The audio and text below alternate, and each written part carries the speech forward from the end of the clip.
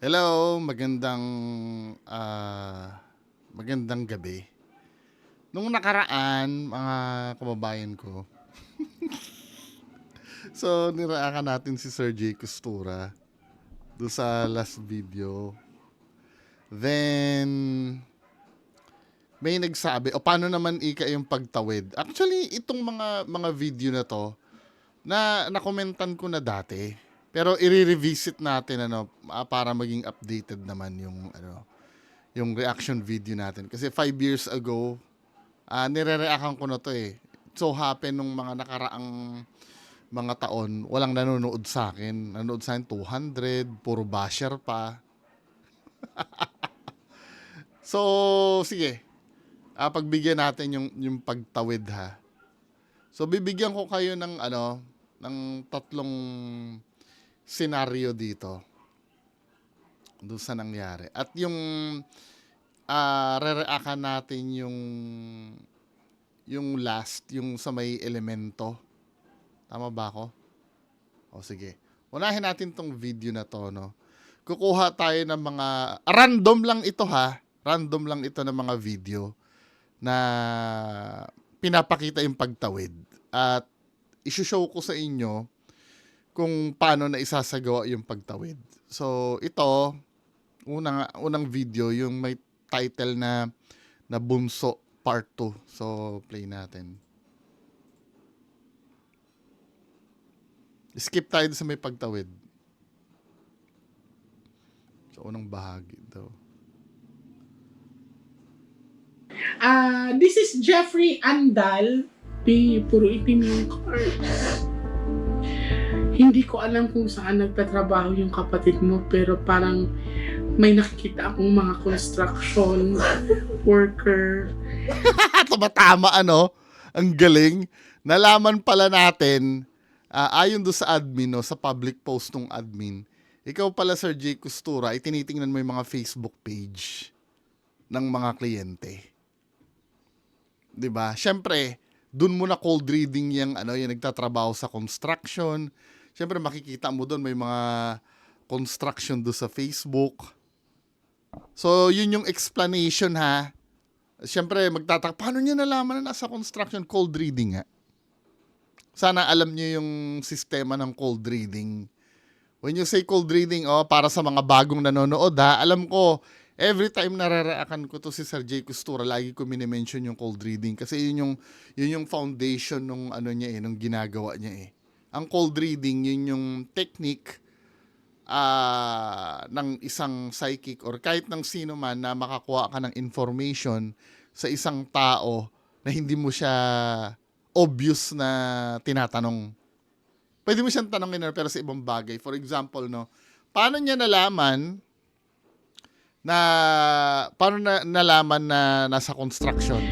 Hindi ko alam kung saan nagtatrabaho yung kapatid mo, pero parang may nakikita akong mga construction Diba? Parang tumugma worker. kasi pwede nakuha niya yung sa cold reading. Halimbawa, katulad nun, ang pinaka-solid na evidence, nang hihingi pala ito si Sir Jay Costura ng Facebook nung client niya. Sinabi nung admin. 'Di ba do sa post.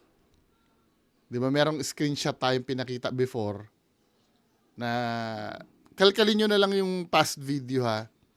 Na, akin na nga yung Facebook nito. Pangalawa, pwedeng cold reading bago nag-start yung panghuhula ay panghuhula po, ha? Kasi hindi naman siya sigurado sa sinasabi niya eh. Katulad niya hindi ko alam kung nanghuhula talaga siya, wag na tayo mag-bullshitan. Nasa na tayo? For example, yung cold reading na ginagawa, pwedeng mangyari yan bago pa sila maghulaan. Yung may maliit silang pag-uusap, yung for example, tatanungin niya yung client, taga saan po kayo? Mga ganon, tapos sasabihin niya, wala, hindi natin alam ha. Kasi may mga times na dun ka makakakuha ng clue sa mga pag-uusap nyo sa umpisa bago mag-start. For example, taga saan kayo? Nalaman mong taga Nueva Ecija. pwede mong gamitin sa panghuhula yon na kung may pinapahanap man sila na nawawala, pwede niya sabihin na, para nakikita ko ito sa isang palayan, may nakita akong bukid na may kubo at may puno. Common kasi sa Nueva Ecija yun eh. Kaya yun na nasabi niya kasi nalaman niya tagan Nueva Ecija yung yung nagpapahula.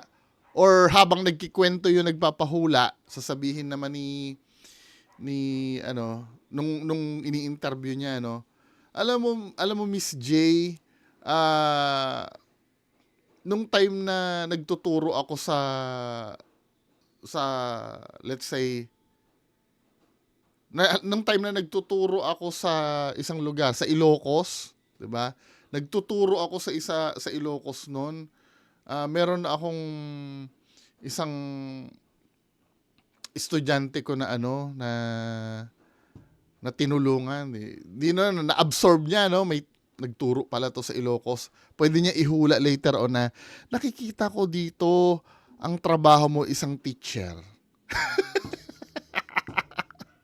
Kasi nga, although na hindi inamin nung kausap niya na isa siyang teacher, pero the way magkwento yung kanyang kliyente, nagtuturo, estudyante, nagagamit yung mga term na yon, malamang na cold reading niya, na teacher yung kliyente niya. So malinaw na tayo doon sa konsepto ng cold reading. Kasi kadalasan ganyan eh. So dito tayo sa pagtawid, no. Punta tayo sa may pagtawid. Panaginipan mo siya, Pi. Dito pala nag-start eh. Magtatawid, ha. Ganito nagwo-work yung pagtawid. Yung sa may blindfold yun, di ba? Kasi dito tayo madalas nakukuha eh.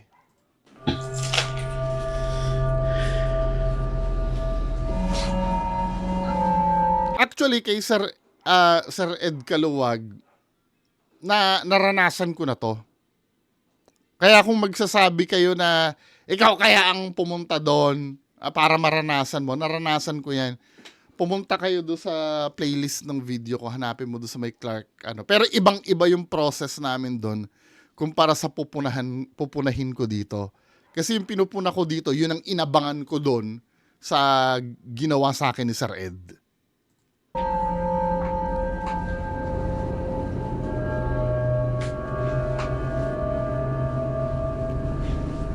Diba? Tingnan nyo kung anong gagawin, ha? Pigit ka lang, ha? Ready ka na? Every time na gagawin niya yan, lagi niyang pagsasabihan nyo na huwag ka matatakot, ha? Handa ka na ba? Kasi magbabago ang buhay mo. Di ba? Huwag kang matatakot. Lagi niya sinasabi yon para talagang mag-inject ng takot. Ironic, ganun talaga. Kasi kung tutusin, dapat hindi mo na sinasabi yun eh. Lalo matatakot yung client doon. At may may ambag yon sa pagtawid mamaya. I-explain ko.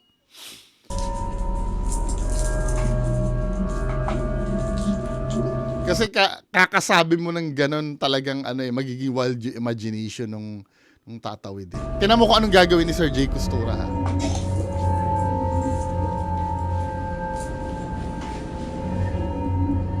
One, two, three.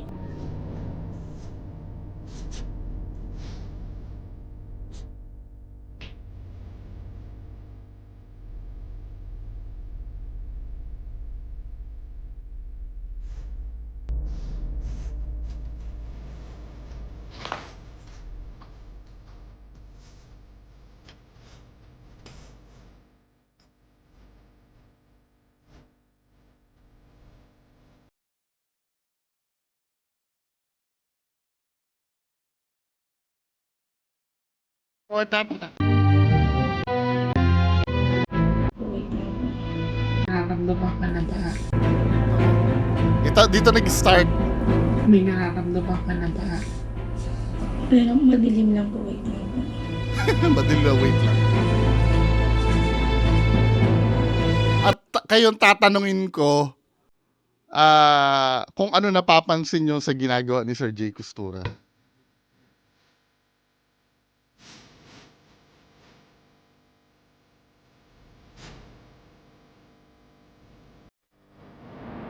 Work na. Saan ka?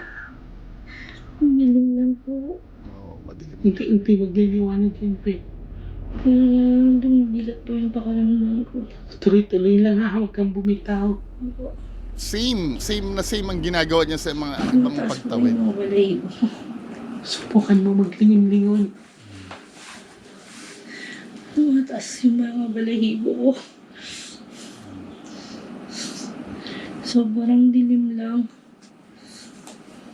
Magliliwanag pa unti-unti yan, pe. Huwag kang bumitaw ha. Naintindihan nyo na kung paano nangyayari.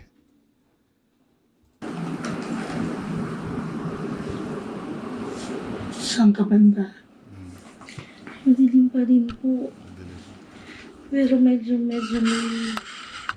hindi na ganun kadilim kanina. Pero madilim pa rin. Sige, dire-diretso ka lang. Wala po akong makita. Sige, dire-diretso ka lang, pe. Unti-unti magliliwanag niya. Wala akong makita pa din. Nasaan ka ba? Pakiramdaman mo mabuti. Magbabago ang energy ng paligid mo. Sobrang bigat na po. Sobrang bigat na.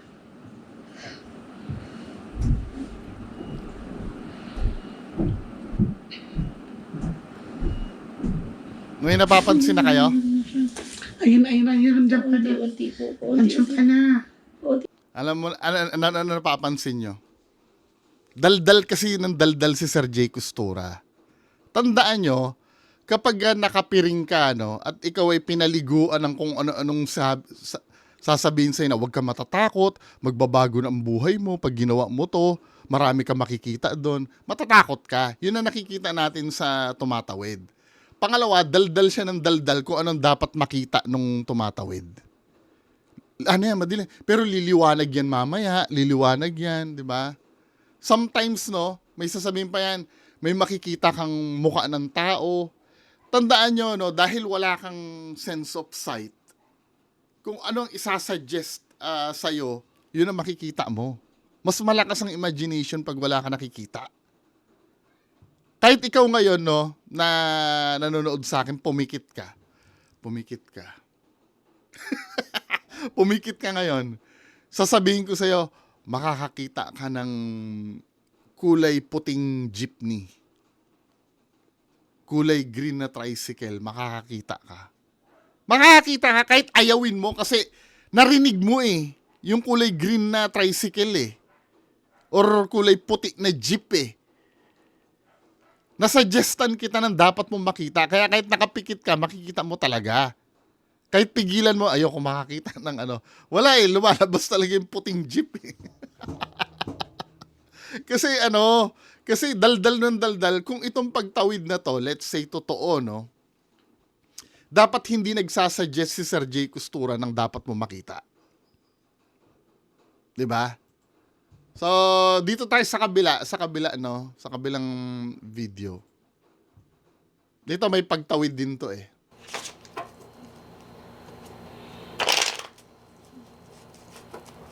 Nakinikilabutan ako. Ako nga rin po, miss. Huy, andito ka ba, ate? Yun na. Malaki ulo ko. Sumasakit yung ulo ko. Pati dibdib ko. Parang may butas yung ulo ko.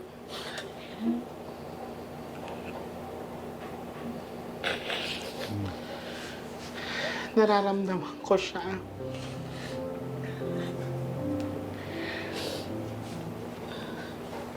Nakaamoy ako ng pulbora ng baril na parang malapitan ako. Parang 3 butas ang nakita ko 3 sa ulo butas? niya, tapos sa puso niya. Parang 3 butas ang nakita ko sa ulo niya, tapos sa puso niya.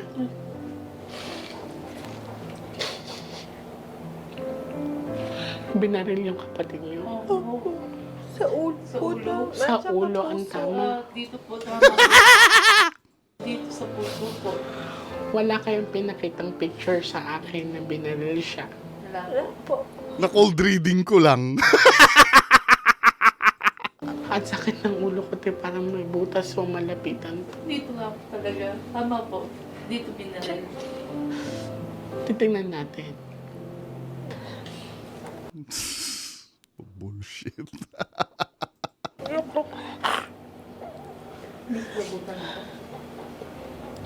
Ang hindi kasi alam ng mga netizen, ito ang mahirap sa ginagawa ko kasi nararamdaman ko sila. Hindi, wait lang, no? Granting na na-determine mo na binaril nga sila, hindi pa ba alam ng pamilya yon? Alam na ng pamilya yun, Min, eh. Bakit lahat ng hinuhulaan mo, mga alam na ng pamilya? Kasi na-cold reading mo nga yun. Di ba? Kung paano mo na cold reading yon, abay, hindi namin alam. Hindi nyo naman binibidyo lahat ng pag-uusap nyo, eh. Hindi ko rin naman alam kung ano nakapost sa Facebook niyan. 'Di ba? Pero yung pagkakahula mo na binaril yung kapatid nila, 'di ba? Yung pagkakahula mo na binaril yung kapatid nila. Granting, no? Granting na magically alam mo, nakatulong ba 'yon? Hindi. Nakaboost lang ng credibility mo 'yun, eh. Kasi ang ginagawa dito, magic show, min. Ito yung matagal kong sinasabi sa inyo na pagkahalimbawa, meron akong barya sa bulsa, no? O ikaw, may barya ka sa bulsa. Sasabihin ko sa'yo, meron akong, nabivision. Ang laman ng bulsa mo ay 2 piso. Checkin mo nga. Nakita mo 2 piso. Okay, magic, no? O ano na pala natin dun? Wala. Magic lang. Parang ito, no? O sige, granting nalaman niya na nabaril yung kapatid nila, or kung sino man yun, nabaril na 3 beses o ano pa man. Ano na pala nung nagpahula? Magic lang. Hindi naman nakakatulong yun, eh. Dahil yung mga information na yun, alam na nila. Sino ang tinulungan nun? Si Sir J. Costura. Kasi nagkaroon siya ng credibility doon dahil ang galing nito, nalaman. Pero hindi natin alam kasi yung konsepto ng cold reading. Kasi kung titingnan mo, no, marami siyang pwedeng pagkunan ng information na yan. Isa na yung sinabi ng admin niya na tinitingnan yung mga post ng Facebook or ahead of time kinakausap na yung client. Itanggi mong hindi.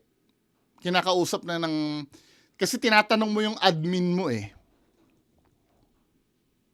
Ayan, oh. Ikaw dito, kachat mo yung admin mo. Ito yung nilik na convo nyo. Ang sabi dito, ano yung sa death? Ayan lang sabi sa akin. Sabi nung admin mo, ikaw kausap dito, oh. Sakit na ng ulo ko talaga. Pahingi ako ng link ng FB. Baka nag-message sa akin yan. Okay, wait, pinorward, oh. So, nalalaman nyo na kung saan nanggagaling yung mga information. Ahead of time, kausap na kasi ng admin niya yung mga yan. Diba? Ba't mo hinihingi ba't mo tinatanong sa admin mo kung ano yung sa death? Diba? Meron pa ditong isang ayan, oh. Kung paano pinapasa sa iyo ng admin mo yung information. Sabi gano'n nitong Avi na to, yung mga death. Ayan, oh.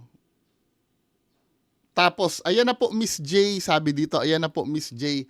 Ano ang sinasabi?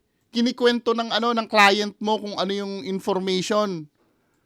O, nakalagay dito, paano ba to? Magpaparead po sana. Yung video po kasi sinend ko sa inyo, kamamatay lang this morning. Ang inaano po kasi namin, may nangkukulam or nagbabarang sa kanya. Gusto po sana namin malaman kung yun ang totoo. So, ang gagawin ni Jake Costura, mamimili na lang siya kung ano sasabihin niya, kung nabarang ba o nakulam. Ayan, oh. Kasi ang findings po sa lahat ng examination na ginawa sa kanya sa hospital is puro normal naman, hindi and okay. So pwede niya sabihin habang naghuhula siya, ang findings ng doktor, wala silang makita. Malamang ito'y kinulam. Sinasabi ng ano mo ng ang admin mo yung information Oh. Tapos tataka kayo, ba't nalalaman ni Sir J. Costura? Tapos sasabihin mo sa amin ganito? Kung saan yung tama nila, kung saan yung sugat nila.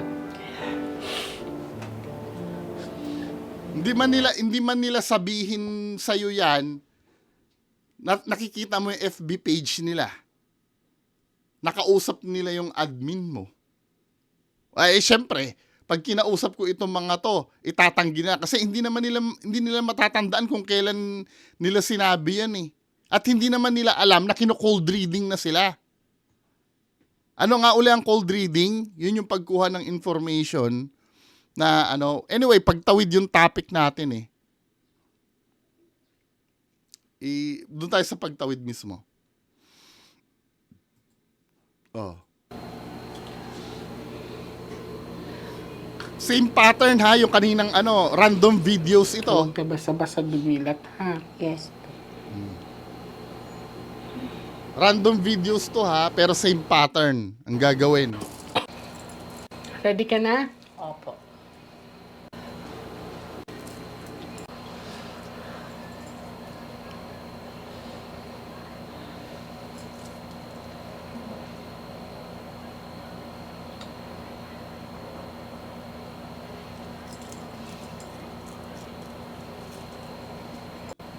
Nasaan ka na, ate? May nakikita po kung Nandiyan ka na. Nandiyan ka na. Diretso ka lang. Diba? Same na same ang same na same ang ginagawa. Diretso lang, ate. Hakbang ka lang.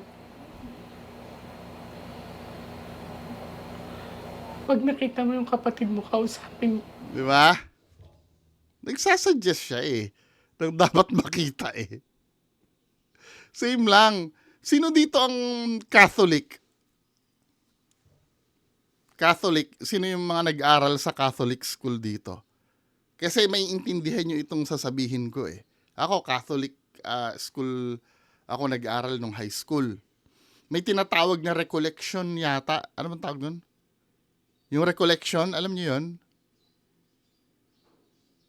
Recollection or cursilyo, basta something like that, yung papipikitin kayo, tapos may magsasabi na, damhin nyo si Jesus. Si Jesus ay nasa harapan nyo at yayakapin kayo ni Jesus. Di kami naman mag-iiyakan nun, no? Tapos, makikita nyo ang inyong mga magulang na nagmamahal sa inyo, na handang-handa kayong alagaan. Siyempre, magpa-flashback sa'yo lahat habang nakapikit ka, magpa-flashback sa'yo lahat ng mga ginawa ng magulang mo, di mag-iiyakan na yung mga tao. Naghahanap ako nung video nun Same ang concept kasi nitong pagtawid. Unang-una, kaya ang kinukuha niya, yung mga malalapit doon sa tao na tatawid, or siya mismo. Kasi pag siya mismo, madali na yun Yun yung pinag-usapan natin nung 12 yung kagabi. 12 a.m. kagabi. Ito kasi, may attachment kasi at determinado kasi silang makita yung kamag-anak nila. So, kapag yung suggestion ni Sir J. Costura ay narinig nila, plus yung hangarin nila na makita yung kamag-anak nila, talaga makikita nila. Opo, nakita po ko liwanag. Ayun na, tuloy-tuloy na yan, te.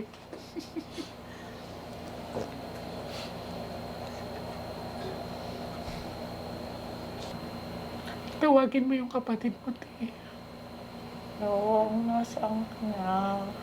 Magpakita ka naman. Tignan mo kung kinakapitalize mo yung yung kalungkutan ng iba. Well, gusto din ng kababayan natin yan Di ba? At tandaan mo, magbabayad ka ng ganyan. Hindi mo naman pwedeng gamitin sa korte yan eh. Yung mga ganyang bagay eh. Anyway, no, meron namang isang kaso dito. Yung tawag dito yung sa elemento naman, hindi niya hindi nakatawid. Ito ba? Saan na ba 'yun? Yung sumigaw siya. Ito 'yun pinapatawid niya, hindi niya mapatawid.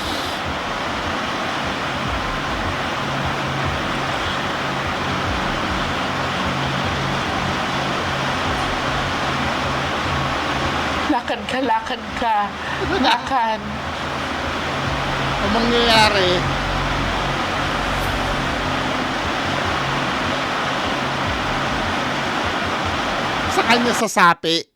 sa kanya sasapi na lang kasi hindi talaga makatawid ito eh. Kahit anong suggest niya, hindi nakikipag-cooperate yung tatawid. Walang nai-imagine. So forward natin paano mangyayari dyan. Alis. Susukin mo. May namumutla ka na ha. Huwag kang matakot ha. Diba? Yan ang lagi niyang ginagawa. Oy, namumutla ka na, huwag ka matakot. Hindi mo dapat sinasabi yun eh. Lalo matatakot yun. Namumutla ka na ha. Huwag kang matakot. May namumutla ka na ha. Huwag kang matakot ha. Na kung totoo, hindi mo dapat sinasabi yun. Huwag mo sasabihin namumutla. Pwede mo siguro sabihan na huwag kang matakot. Pero yung i-describe mo, kasi lalong maka-instill ng takot yun eh. Kaya niya ina-agitate ng ganon para mag-work yung imagination. Eh hindi nag-work. Ang ginawa niya dito, saan na ba yun? Yun nangyari. Ito. Kuya. Kibat ko. Kuya. Hangin. Hangin.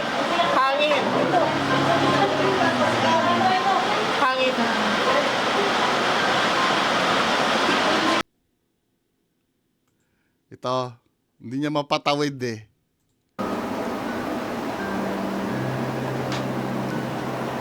Tingnan nyo ha. Siya na lang yung tatawid. Pero kung tutuusin, kung ganyan din lang, edi sana ikaw na lang ang tumatawid lahat para hindi na nahihirapan yung tatawid. Kaya lang, mas may credibility kasi sa mata ng audience pag ang tatawid, yung kamag-anak. Eh hindi nga gumana eh.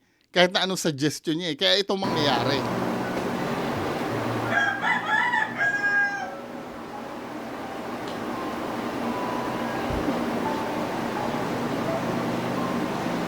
Kuya, huwag mo labanan ha. Kuya, wag mo labanan ha.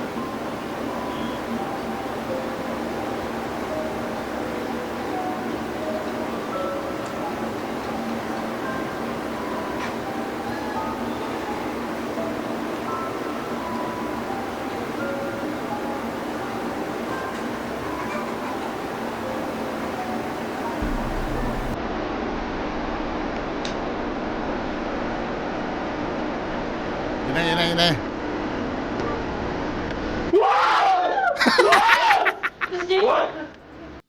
Talsikan yung mga eh. Tinan mo supposed to be nasasaniban siya nito. Kaya siya gumanon. Or kung hindi siya nasasaniban, bakit siya nag-growl ng ganon? Dapat nasasaniban siya, pero tinan mo ang gagawin niya. Nagulat lahat ng tao.